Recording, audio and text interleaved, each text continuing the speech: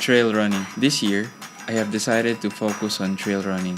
On the first few kilometers of each trail race, I have always battled with the negative thoughts of quitting in my head. Di ko matatapos to. Stress na lang ako. Nag-relax na ako sa bahay ngayon. Di ako aabot sa cut-off time. Body enough na lang kaya ako. In my recent Clark Miyamit 50 miles, also known as CM50, I have dealt with those negativities in a grueling 80-kilometer foot race. Here in this video, let me share with you my CM50 a badass story. November 25 was not an ordinary Saturday because it was a day before CM50. I went to Clark with my family, visited Nayong Filipino, then checked in our Airbnb. By 1 p.m., I went to Quest Hotel to claim my race pack and attend the race briefing. After that, I directly went home and rested for the next 5 hours, hoping to get enough sleep. 11 p.m. of the same day, my alarm went off.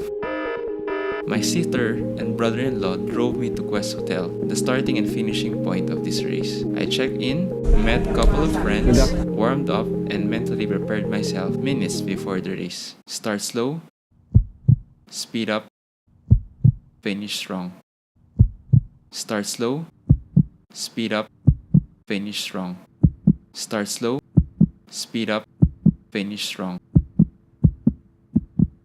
Then, the race began. The first 3 kilometers were concrete road along Subic. Then, we entered the trail leading to the Lahar. On my 5th kilometer, I felt the usual sharp pain on my left knee, ITBS. I walked but never stopped. As I was walking, I was internally talking to myself. Di ko kakayanin ito. May sibo pa ako tomorrow. I should go back and quit.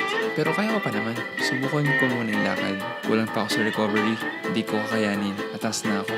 After a few minutes of internal war, I decided to move forward and see my limits. I walked and never stopped. Along the way, I met certified badass Sir George Javier, who encouraged me and gave me tips on how to finish the race despite my injury. After receiving important tips to finish, we reached the first aid station at the 10th kilometer of the race. From the first aid station was stairs followed by a steep descent on a sandy trail.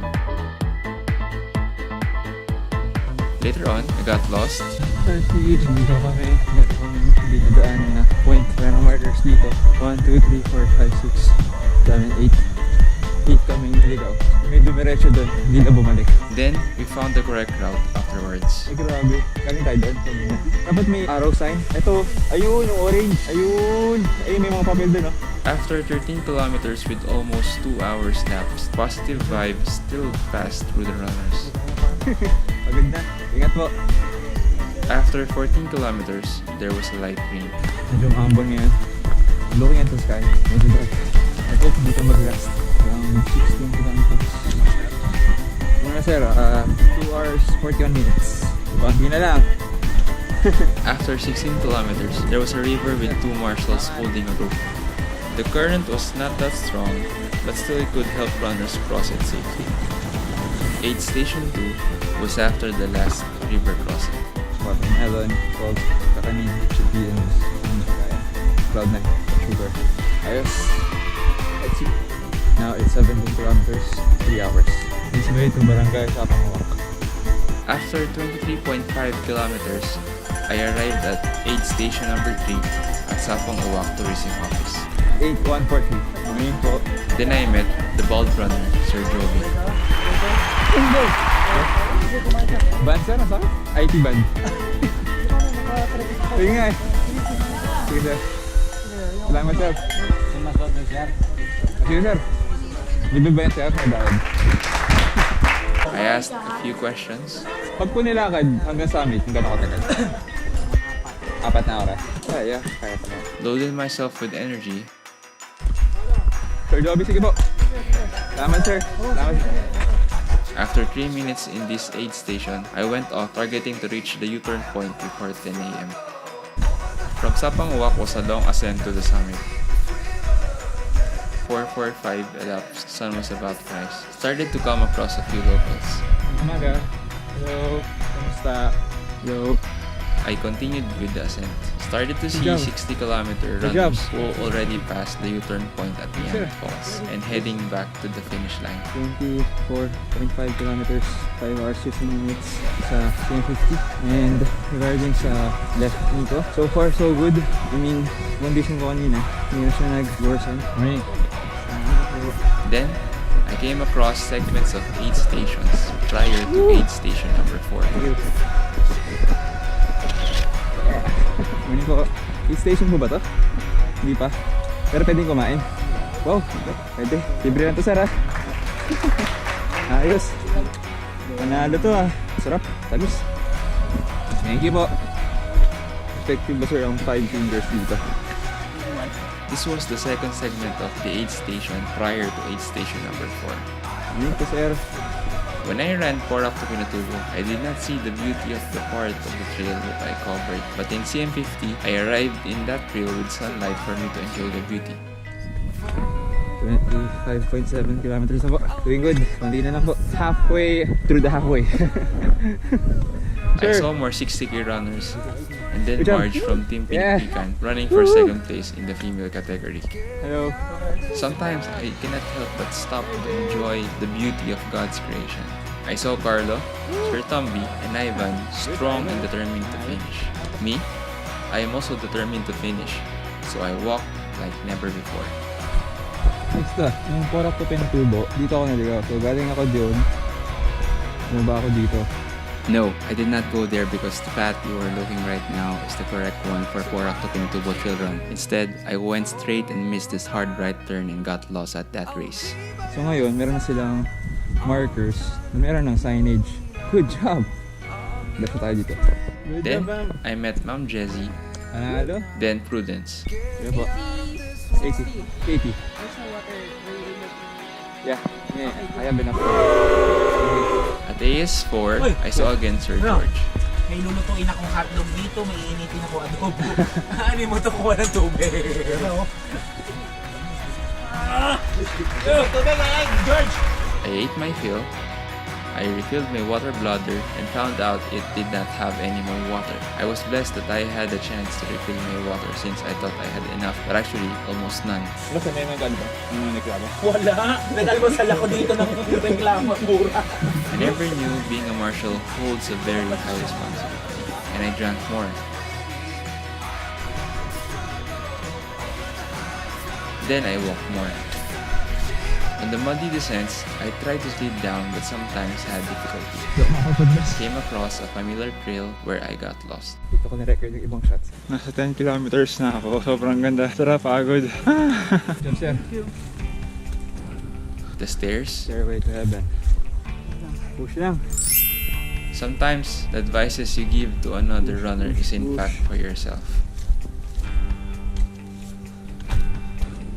Sir, okay? Morning, sir. Good job.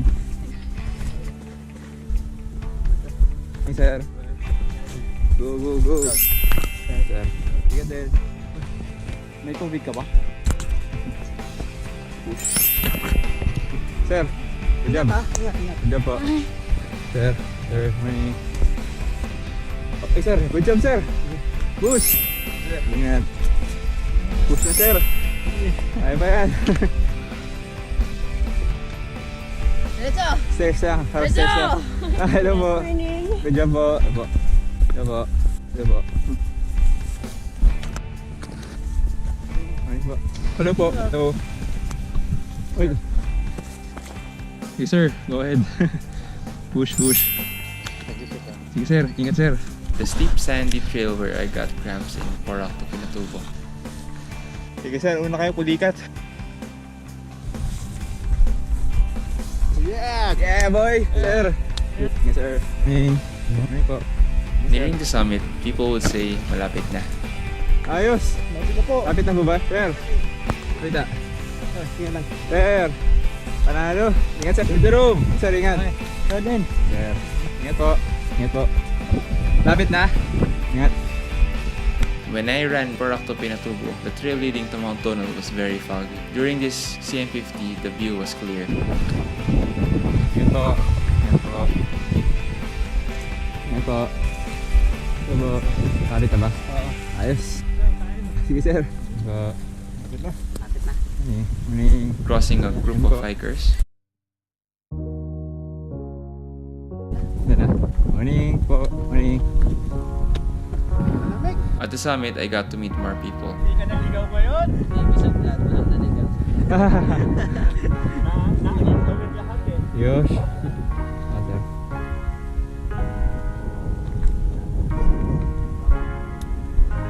Ay, sir. Celso. Arcade. Arcade. Ten. Arcade.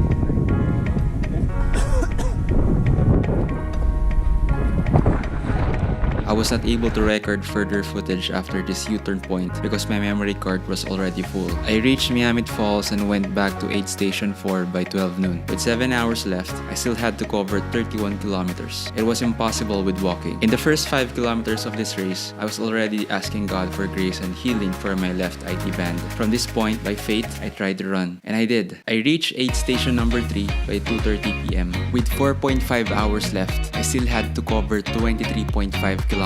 I continued running. With the injury, heat, and fatigue, it would be impossible, but I believe and have already experienced with God, nothing is impossible. I continued to run solo until I met a group whom are also determined to finish. In that group, I met Sir Ronnie Milan from Alabang's Snail Runners. I ran with them towards aid station 2, aid station 1, and through the Lahar. They say the Lahar was very difficult to navigate at night. I was blessed to find a group at that critical time. We crossed the Lahar and went to the road. We crossed the finish line by 6:30 p.m., 30 minutes before the cutoff time. If I listened to the negativities that ran on my head, pulling me down and towards the quitter's road, I would have never experienced the awesome run and never enjoyed the beautiful trails in this race. If you join the race and thinking to quit, remember this: with man it is impossible, but not with God, for all things are possible with God.